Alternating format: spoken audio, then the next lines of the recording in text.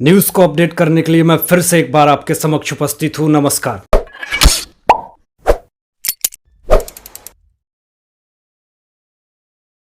आज कुछ ऐसे न्यूज़ के बारे में बात करूंगा कि रिया की मुश्किलें क्यों बढ़ सकती है। फिर एक बार अर्नब गोस्वामी ने किस सोर्सेस के थ्रू ये बताया कि अगर एसएसआर को इंसाफ नहीं मिलता है तो हो सकता है कि आने वाले समय में एक बवाल हो सकता है, बहुत बड़ी मुसीबतें हो सकती है। उसके बाद इस वीडियो में एक आपको वायरल वीडियो दिखाऊंगा जिसमें कृति सेनन जब सैलून से निकलती हैं तो उनकी पैर कैसे फिसल जाती है और उसके बाद उनका कैमरा में जिस तरह से पिक आता है वो सोशल मीडिया पे वायरल होती है और फिर एक बार उनकी मजाक उड़ती है और ट्रोलर्स ट्रोल करना शुरू कर देते हैं। तो आइए अब खबरों की तरफ चलते हैं। सबसे पहले आपको बता दें दोस्तों कि सबसे बड़ी जो खबर ये आ रही है कि समीर वानखेड़े जो एनसीबी के जोनल हेड हैं उनके तरफ से ये एक बहुत बड़ी खबर ये आ रही है कि गोवा में और मुंबई में जो ड्रग्स पैडलिंग करते थे उसके हिसाब से 3 लोग और गिरफ्तार हुए और 3 लोगों में जो सबसे बड़ा गिरोही है वो एक उसमें विदेशी है जो नाइजीरिया का है और 2 है। उसमें से ये भी एक बताया जा रहा है कि जो उसमें से 2 में से एक बंदा जो है वो एसएसआर को ड्रग्स देता था, ड्रग्स जो है वो उसको मुहैया करवाता था, जिस कारण से अभी जो ऐसा पता चल रहा है कि जैसे लगातार इतने सारे ड्रग्स पैडलर का जो नाम आ रहा है जिस कारण से रिया चक्रवर्ती की मुश्किलें बहुत ज़्यादा तेज़ी से बढ़ रही है। अभी आपको बता दें कि जो अभी ब्रेकिंग खबर जो ये आ रही है कि चार्जशीट जैसे 52,000 पन्नों का जो समीर वानखेड़े जी ने कोर्ट में जो चार्जशीट दाखिल करी, देन उसके बाद रिया की जो वकील है उनका एक बयान आता है कि सतीश मानिसिंदे का ये बयान आया कि जितने भी चार्जशीट है वो सिर्फ खोखली है, वो कुछ नहीं है। फिर ये कहते हैं कि एनसीबी का 52,000 का पन्ना अगर खोखली है तो फिर आपके पास अगर कोई एविडेंस है कि रिया चक्रवर्ती मुजरिम नहीं है तो आपके पास कितने हज़ार पन्ने के चार्जशीट है जो आप कोर्ट में जो आप दिखा सके। लेकिन जो एनसीबी के जो समीर वानखेड़े हैं जिन्होंने इतने इन्वेस्टिगेशन करके जो 52,000 का डिजिटल ऑफलाइन जितने सारे तरीके हैं, हार्ड कॉपी सॉफ्ट कॉपी सब जो कोर्ट में जा करके जो उन्होंने पेश करा, जिस कारण से बहुत ही लोग सस्पेक्ट हैं वो सब सामने आ रहे हैं। और इस कारण से जो अभी तक सोशल मीडिया पे जितने सारे लोग हैं जो ये बातें करना शुरू कर दिए हैं कि क्या हम लोग ऐसे लोगों को फॉलो करते थे जो पूरी तरह से नशेड़ी है, जो कि ड्रग्स माफिया पैडलर को गिरोह देता था, जो पनाह देता था और हमारे देश को, हमारे युवा को खोखला करता था। तो बहुत सारी बातें बहुत तरह के लोगों ने करी, इस पर बहुत तरह की मेम्स बन रहे हैं, जिस कारण से आज रिया चक्रवर्ती हो सकता है कि आने वाले समय में एक मुसीबत का कारण, मुसीबत को झेलती हुई नजर आएंगी। अभी बता दें आपको दोस्तों कि ऐसा लगता है कि रिया चक्रवर्ती को कहीं भी ये फील नहीं है कि हमसे कुछ गलती हुआ है या फिर पूरा देश हमें इस नज़र से देख रहा है। ऐसा उनकी अभी हाल में इंस्टाग्राम पे उन्होंने एक मैसेज पोस्ट करा है जिसमें कि वो अपनी माँ और खुद एक हाथ को वुमेंस डे के मौके पे उन्होंने ये पूरी दुनिया को बताया कि मुझे किसी के सहारे की ज़रूरत है। आपको बता दें कि अगस्त में उन्होंने कुछ पिक्स डाली थी, एक वीडियो डाली थी जिसमें कि उनके घर के नीचे कुछ मीडिया लोग उनके पिता के साथ किस तरह से बदतमीजी कर रहे थे। तो उस वीडियो को उन्होंने डाला था अपने इंस्टाग्राम पे। तो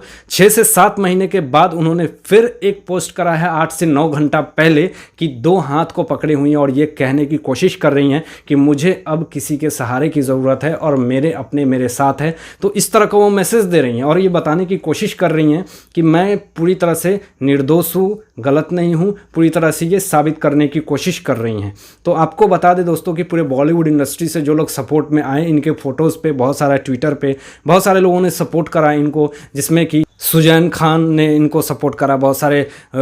बॉलीवुड इंडस्ट्री के कुछ लोग थे जिन्होंने सपोर्ट करा इनको। तो बात यहाँ पे ये सामने आ रही है कि जिस केस में रिया चक्रवर्ती का, जिस एनसीबी ने जो केस दर्ज किया है, तो सबसे जो ऊपर जो नाम है रिया चक्रवर्ती का है। तो इस तरह से वो पूरी तरह से ये प्रूफ करना चाहती हैं कि मैं कहीं भी गलत नहीं हूँ, अगर मेरे साथ जो कुछ भी हो रहा है वो पूरी तरह से गलत है और मैं बेगुनाह हूँ, मुझे छोड़ दो। बहुत चीज़ें सामने आ रही हैं, बहुत तरह की ट्विटर पे बातें आ रही हैं कि कहीं ना कहीं लोगों ने ये कहा कि जो कुछ भी अगर हो रहा है एसएसआर के साथ, जो कुछ भी हुआ तो उसमें कहीं ना कहीं कुछ लोगों का हाथ है, जो कि अभी एनसीबी की तरफ से ये कोई बहुत बड़ा खुलासा नहीं हुआ है। लेकिन जो नाम सामने आया है वो ड्रग्स मामले में जो नाम आया है रिया चक्रवर्ती और शौवी का, ये भी एक बहुत बड़ा एक मिस्ट्री बन गया है, जिसमें कि सीबीआई ने अभी तक ऐसा कोई भी ऑफिशियल स्टेटमेंट नहीं दिया है, जिस कारण से अगर आप किसी को एलिगेशन भी नहीं लगा सकते कि सच में मुजरिम कौन है और किस कारण से एसएसआर के साथ क्या हुआ। दोस्तों अभी एक और बहुत बड़ी खबर आ रही है कि अर्नब गोस्वामी ने एक सोर्सेस के थ्रू बताया है कि अगर उन्होंने अपनी विचार फिर व्यक्त करी है कि अगर एसएसआर को इंसाफ नहीं मिलता है तो आने वाले समय में बहुत बड़ा बवाल हो सकता है। यानी कि जिस तरह से लोग एसएसआर की आवाज़ को उठा रहे हैं, दिल्ली में जाकर के लोगों ने जिस तरह से सीबीआई ऑफिस के बाहर जाकर के, लाल किला के सामने बहुत जगह पे जा करके इस तरह से जस्टिस की डिमांड करी, गुहार करी, एक अपील दायर करी गवर्नमेंट से, और बताया कि अगर एसएसआर को इंसाफ नहीं मिलता है तो फिर कुछ बवाल हो सकता है। अब दोस्तों बता दें आपको कि आलिया भट्ट की जो मुश्किलें हैं वो बढ़ती जा रही हैं, घट नहीं रही हैं। इसके पहले जो मुसीबत आई थी, सड़क टू को लेकर के आई थी, बहुत बिगेस्ट फ्लॉप मूवी बनी। देन उसके बाद गंगूबाई काठियावाड़ी जो फिल्म आ रही है उसको लेकर के बहुत बड़ी कंट्रोवर्सी हो रही है। और ये कोई नई बात नहीं है, जब संजय लीला बंसाली की कोई भी फिल्में आती हैं, चाहे वो रामलीला हो चाहे कोई भी मूवी हो, कंट्रोवर्सी होनी है। और इसके लिए भी वो फेमस है कि कोई भी फिल्म को लेकर के वो पूरी तरह से सेट बनाते हैं, फेक सेट बनाते हैं, जिसपे वो पूरी तरह से पूरे लोकेशन को दिखाते हैं। उनको कहीं जाने की ज़रूरत नहीं होती है, वो पूरा कितना भी खर्च हो जाए लेकिन वो सेट बना करके ही काम करना पसंद करते हैं। अब इस फिल्म को लेकर के क्या मुद्दा सामने आया है कि जो काठियावाड़ी फिल्म है गंगूबाई की,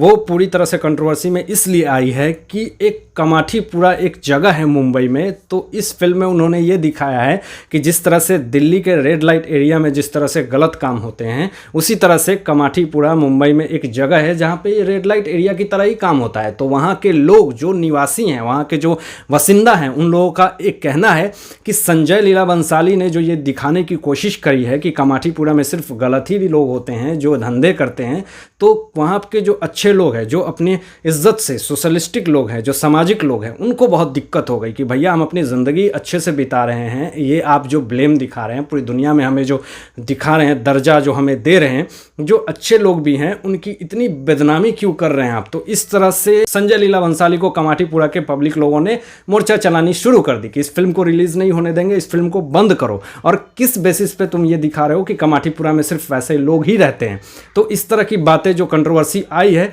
तो उधर से ये डिमांड हो रही है कि अगर इस फिल्म को अगर चलाई तो हम इस फिल्म का बायकॉट करेंगे, इस फिल्म को देखेंगे नहीं। तो इस तरह से आलिया भट्ट की जो करियर है पूरी तरह से डगमगा रही है। आपको बता दें कि जो लोग भी इसमें शरीक हुए थे, जो कमाठीपुरा के लोग थे, जो गंगूबाई काठियावाड़ी की फिल्म को लेकर के जो कंट्रोवर्सियां हो रही थी, रैलियां कर रहे थे, इसको लेकर के मुंबई पुलिस पहुंच जाती है। इस मामले में मुंबई पुलिस कभी नहीं पीछे हटती, वहां जाती है, वहां पे जा करके जितने सारे लोगों ने ये प्रोपोगंडा चलाया था, जितने सारे लोगों ने ये काम करा था, उसको उठा करके पुलिस में डाल देती है। लेकिन पुलिस में जाने के बाद उन्होंने कहा कि भैया हमारा सिर्फ यही मांग है कि आप ऐसे फिल्मों को रिलीज ना करें। आप कमाठीपुरा के लोग को, सारे लोगों को तो आप गलत नहीं बोल सकते। वहां कुछ लोग मिलकर इस जगह को बदनाम करने की कोशिश कर रहे हैं और आप फिल्मों में बड़े लेवल पे पूरी दुनिया को आप दिखा रहे हैं कि कमाठीपुरा में सिर्फ ऐसे लोग ही रहते हैं। तो अच्छे लोगों को ये बात तो मिर्च लगनी तय थी। अब आपको बता दें कि ये कंट्रोवर्सी अब किसी भी एसएसआरियंस की तरफ से नहीं हो रही है, या फिर जो इंसाफ की गुहार लगा रहा है एसएसआर की, उसकी तरफ से नहीं हो रही है। ये हो रही है खास करके जो कमाठीपुरा में लोग रहते हैं उनको लेकर के ये कंट्रोवर्सियां। दोस्तों ये कोई नई बात नहीं है। अभी आपको बता दें कि आलिया भट्ट की कोई भी फिल्में आ रही है वो कंट्रोवर्सी में जाती है और देन उसके बाद वो उसकी ऐसी बिग फ्लॉप होती है। तो वही इससे देखने को पता चल रहा है कि इस फिल्म की भी वही स्थिति होने वाली है। आने वाले समय में हो सकता है कि आलिया भट्ट की जो करियर है उस पर फुल स्टॉप लग सकता है। और इस पे महेश भट्ट का क्या रिएक्शन आता है, अभी तक उनका कोई फाइनली ऑफिशियल स्टेटमेंट नहीं आया है कि क्या हमारी बेटी के साथ ऐसा हो रहा है। हमारी एक फिल्म में सड़क टू तो पिट गई, क्या गंगूबाई काठियावाड़ी अगर पिट जाएगी तो तीसरी फिल्म प्रोड्यूसर लॉन्च करने से पहले 1000 बार सोचेगा कि इसके साथ फिल्म करूं ना करूं, या फिर इसके साथ जो फिल्म कर रहा हूं इसको थिएटर में लाऊं या ना लाऊं। क्योंकि बात 1-2 करोड़ की नहीं होती है, 1-2 लाख की नहीं होती है, बात होती है 100 करोड़ की, 50 करोड़ की, 150 करोड़ की। तो बड़े लेवल पे बड़ा बिजनेस पे बड़ा इन्वेस्ट होता है। तो जिस कारण से प्रोड्यूसर भी हो सकता है कि आने वाले समय में आलिया भट्ट के साथ फिल्म बनाने के लिए 1000 बार सोचेगा। तो ये एक बहुत बड़ी मुसीबत आलिया भट्ट के लिए है, जो आने वाले समय में हो सकता है कि इनके करियर पे एक बहुत बड़ा फुल स्टॉप लगाने वाला। अब भैया सोशल मीडिया पे कुछ भी वायरल हो जाता है। आपका खाना पीना, जो इंटरटेनर होते हैं उनका चलना, हंसना, बोलना, पता नहीं क्यों ये चीज़ वायरल हो जाती है। और वायरल कहाँ से होती है, अभी आपको दिखाते हैं एक वीडियो कि कृति सेनन एक पार्लर से बाहर निकल के आती हैं, देन उसके बाद वो फिसल जाती हैं। तो इसको लेकर के सोशल मीडिया पे ट्रोलर्स ने खूब खिंचाई करी, खूब खिल्ली उड़ाई इनकी, खूब मजाक बनाई, खूब ट्रोलर्स ने ट्रोल करे, हैटर्स ने। तो आइए पहले इस वीडियो को देखिए।